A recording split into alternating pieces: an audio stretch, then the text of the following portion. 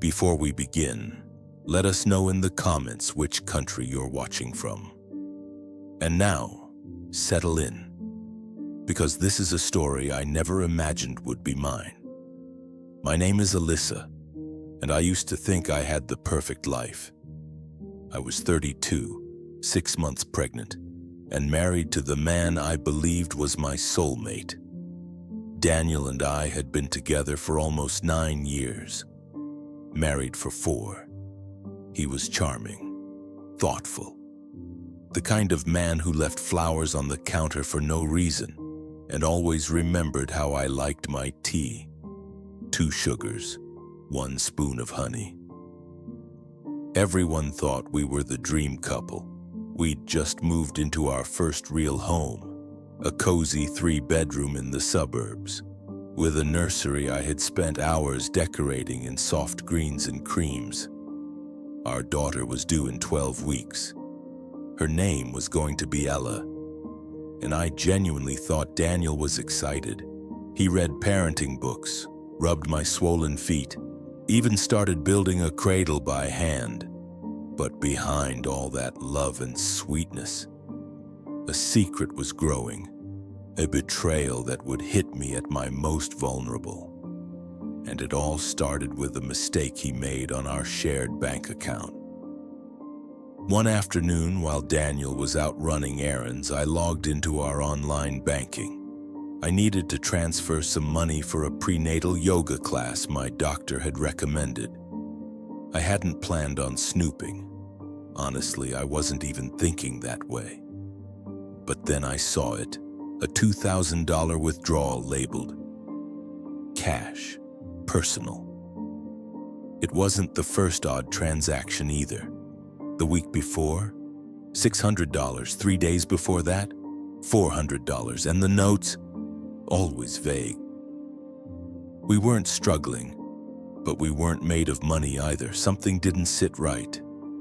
I clicked through more history, my heart tightening with every line. That's when I saw it. A payment labeled consulting fee-JLJL.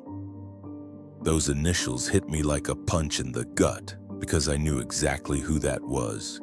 Julia Langston, Daniel's ex-girlfriend, the woman he dated for 3 years before me, the woman who had once showed up drunk at his birthday party and told me, "You'll never know him the way I do." I hadn't thought about her in years. Daniel had assured me she was in the past, that their relationship was toxic and long over, that she meant nothing. But now here she was, showing up in our financial records, while I was pregnant, while I was building a life with him. I stared at the screen, my chest heaving. I felt my daughter kick hard, as if even she knew something was wrong. I didn't want to believe what I was seeing. There had to be a logical explanation, right? I waited for Daniel to come home, and when he walked through the door whistling like nothing was wrong, I felt cold. He leaned down to kiss me. I pulled back. "Alyssa?" he asked, confused. I turned the laptop toward him. "What's this?" I asked quietly, my voice shaking. He looked at the screen, paused, and then, without even blinking, he lied. "Oh, that," he said casually. "Julia reached out a few months ago. She needed help, money. She's going through something and didn't want to involve anyone else. I didn't want to stress you, babe. I knew you'd worry." His tone was smooth, so calm, but I wasn't calm. "Consulting fee?" I asked. "That's what you're calling it?" He shrugged. "She didn't want it to feel like charity, so I labeled it that way, that's all it is." But something in his voice cracked. Just a flicker. Barely there, but enough for me to see. And once you see a crack in a foundation, you start to notice everything else that's been sinking underneath it. That night I couldn't sleep. Daniel had gone to bed like nothing happened, turning over and falling into a peaceful snore. Meanwhile, I lay awake, staring at the ceiling, one hand on my belly and the other gripping my phone. Something inside me had shifted. For the first time in our marriage, I felt like a stranger in my own home. I got out of bed quietly, walked to the living room, and opened up my laptop again. I started digging into everything: emails, bank statements, credit card charges. The deeper I went, the more my heart shattered. Hotel bookings in the city during times he said he was working late. A $900 charge at a boutique spa. A high-end restaurant reservation listed under his name. For two. All dated over the past 6 months. Which meant this had been going on during my pregnancy, while I threw up every morning, while I waddled through baby stores, while I felt him kiss my stomach and tell our daughter he loved her. I couldn't stop shaking. And then I saw something that made everything snap into focus: an email exchange between him and Julia. Subject line: "You promised." Her message: "You said you'd make the payments on time. I kept quiet like you asked. I didn't send the photos, but I need the money. You owe me that much." Photos? My throat closed. I opened the next few threads, and there it was: attachments. Blurry, zoomed-in shots taken from a distance. One of them, Daniel standing outside a hotel. Another, him at a rooftop bar with her laughing. But one of them cut me deeper than I ever thought possible. It was Daniel and Julia, kissing outside our house while I was still inside, pregnant. The timestamp, 2 days after our baby shower. I shut the laptop and sat frozen. Tears ran silently down my cheeks. This wasn't just betrayal. This was deliberate, cruel, calculated. He'd been paying her, not out of kindness, but to keep her from exposing what they did, to keep his image clean, to keep me fooled. And the worst part? I had believed every word, every kiss, every fake promise that he couldn't wait to meet our daughter. The next morning, Daniel made me tea like always. "Sleep okay?" he asked with a smile. I stared at him. "I know," I said. His smile faltered. "What?" "I know everything, Daniel. The money, the emails, the photos, the affair." He froze. The color drained from his face. Then, just like that, the mask slipped. His shoulders sagged. He didn't deny it. Didn't even try. Instead, he sighed and sat down. "She said she was going to ruin me," he whispered. I panicked. I didn't want to lose everything. I laughed, bitterly. "You mean you didn't want to lose me?" I snapped. "Because I was your cover, your perfect little image, the pregnant wife, the beautiful home, the family man you pretended to be." "Alyssa, I never meant—" "Stop," I said, holding up a hand. "Just stop." He reached for me and I stepped back. Something in me broke that day. But something stronger started to rise too. A version of me I hadn't met before. For the next 2 days I didn't cry. Not once. I went quiet. I packed a small bag. Enough clothes for me and the baby for a few nights. Daniel kept asking questions, and in that scared, desperate tone that almost made me feel sorry for him. But I didn't answer. I didn't argue. I didn't scream. Because this wasn't just about cheating anymore. This was about trust, safety, sanity, and I had to protect my daughter from the kind of man her father had become. I went to my sister's house across town. Lena opened the door and took one look at my face before pulling me into a hug. "He cheated?" she asked softly. I nodded. "With Julia," I whispered. Lena's mouth dropped open. "Wait, Julia, as in—" I nodded again. She pulled me to the couch and said, "Start from the beginning." It took hours, By the end of it, Lena was shaking with rage. "That man doesn't deserve a minute more of your time," she said. "He paid her to stay quiet while you were growing his child inside you?" I stared at the floor. Lena sighed and touched my arm gently. "You're going to be okay," she said, "and you're not going back." But leaving wasn't the hard part. The hard part was what came next. Daniel began texting constantly, calling, begging. At first it was apology after apology, then he sent flowers, then long emotional voice notes about how much he loved our daughter and how we could fix this. But when I didn't reply, he changed. The messages turned sharp, cold. "You're being dramatic. You're tearing this family apart. You'll regret this." And then came the worst one. "If you try to take her away from me, you'll see what I'm capable of." That night, I locked every door and kept my phone next to me in bed.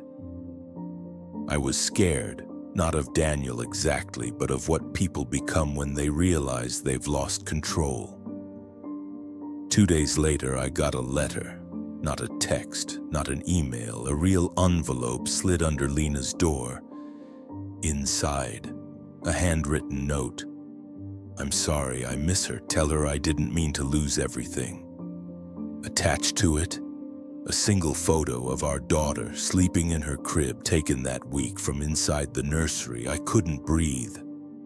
I ran to Lena, shaking. "How did he—" "Lena, That's our house, that's the crib." She stared at the picture, then she turned it over. On the back, "Always watching."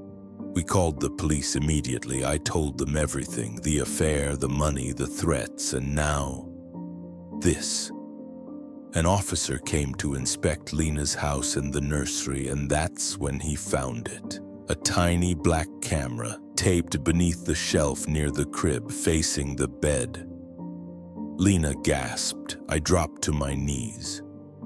The detective said the camera had a wireless transmitter. Someone could have been watching in real time.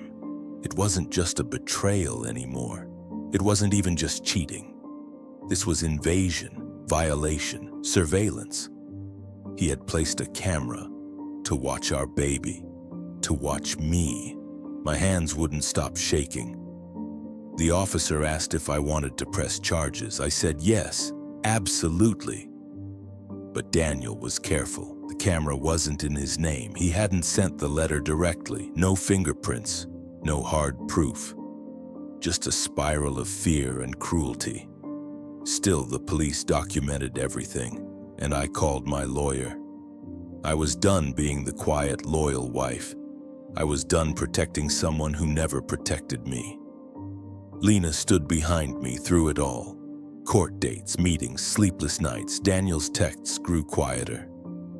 Then one day they stopped. It scared me even more. When an abuser falls silent, it's never peace. It's a plan. Then came the custody hearing.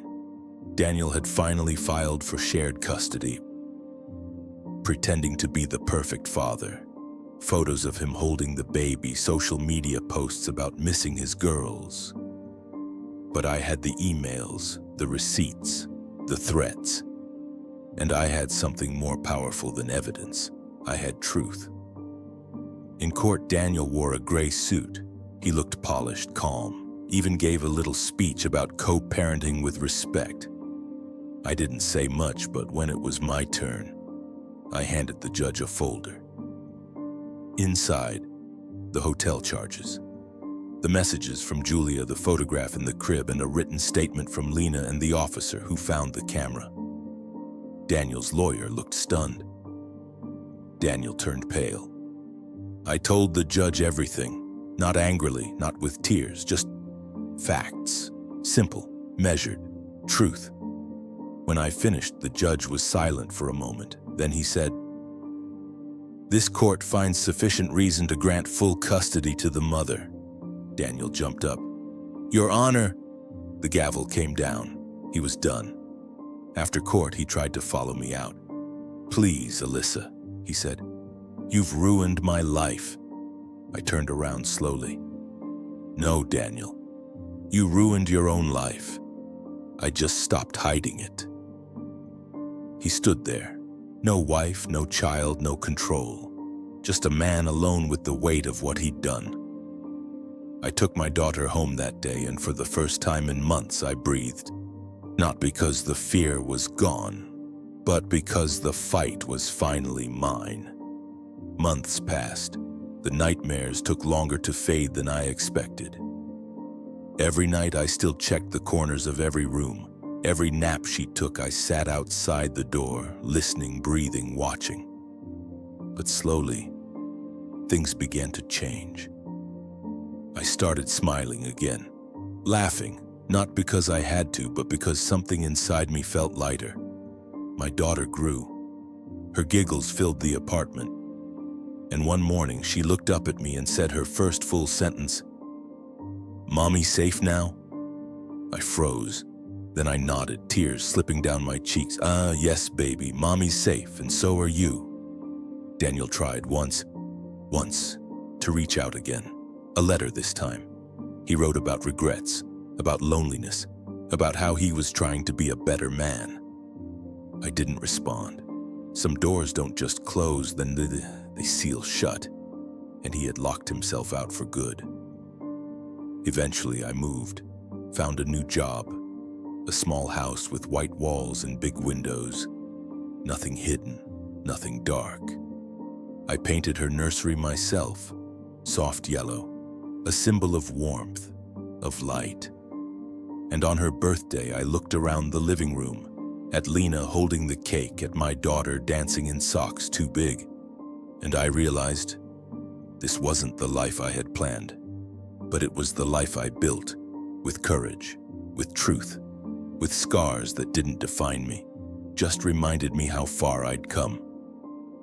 To anyone watching or listening right now, if you've ever felt trapped by betrayal, by fear, by love twisted into something cruel, hear this. You are not alone. You are not crazy. And you do not have to stay.